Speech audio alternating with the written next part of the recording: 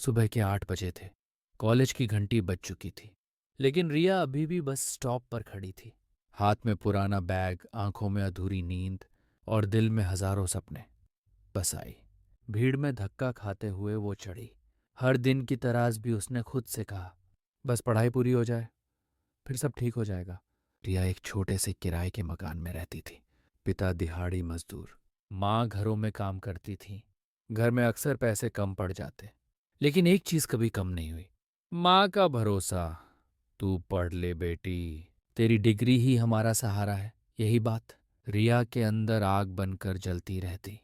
पहले दिन रिया क्लास में सबसे पीछे बैठी थी। साधारण कपड़े, शांत चेहरा, किसी से बात नहीं। तभी एक लड़का पास आकर बैठा।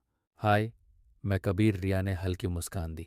रिया, चिन्नय हो हूँ। डरो मत, ये कॉलेज है, जेल नहीं। रिया हंस पड़ी। शायद महीनों बाद वो खुलकर हंसी थी। कबीर अलग था। अमीर घर से था, लेकिन घमंड बिल्कुल नहीं। हर किसी की मदद करता।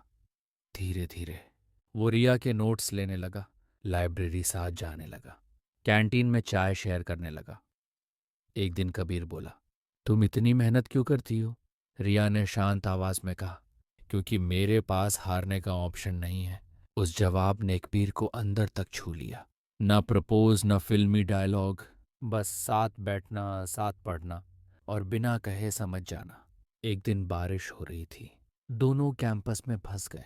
कबीर ने अपना जैकेट रिया को दे दिया। तुम भीग जाओगे, कोई बात नहीं। तुम बीमार पड़ गई तो तुम्हारे नोट्स कौन देगा? रिया मुस्कुराई, लेकिन दिल में कुछ नया सा हुआ। कॉलेज फेस्ट की रात, म्यूजिक, लाइट्स, भीड़ पर। कबीर ने रिया को अलग बुलाया।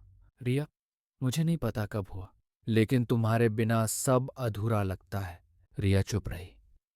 दिल जोर से धड़क रहा था। अगर मैं तुम्हारे साथ पूरी जिंदगी चलना चाहूं, तो क्या तुम चलोगी? रिया की आंखें भर आईं। मेरे साथ चलना आसान नहीं है कबीर। मुझे आसान नहीं, तुम चाहिए बस। उस रात दो दिलों ने एक दूसरे को अपना लिया। कॉलेज खत्म होने लगा। सपने अब असली फैसलों में बदल रहे थे। कबीर को विदेश में एमबीए का ऑफर मिला। रिया को घर की जिम्मेदारियां। मैं नहीं जा सकता तुम्हें छोड़कर, कबीर बोला। रिया ने सिर हिलाया।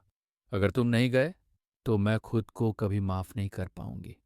लेकिन हमारा प्यार, सच्चा प्यार रुकावट नहीं बनता, सहारा बनता है। एयरपोर्ट, ग्रीन याहिकीरी मुलाकात। कबीर ने रिया का हाथ कसकर पकड़ा। इंतजार करोगी? रिया मुस्कुराई।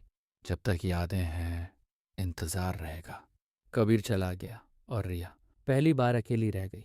दिन में नौकरी, रात में पढ़ाई। रिया ने बैंक एग्जाम की तैयारी शुरू कर दी। थक जाती, रोती, लेकिन रुकती नहीं। कबीर से बात कम होती गई। टाइम जोन, काम, दूरी, धीरे धीरे रे कॉल सिर्फ कैसी हो तक रह गई।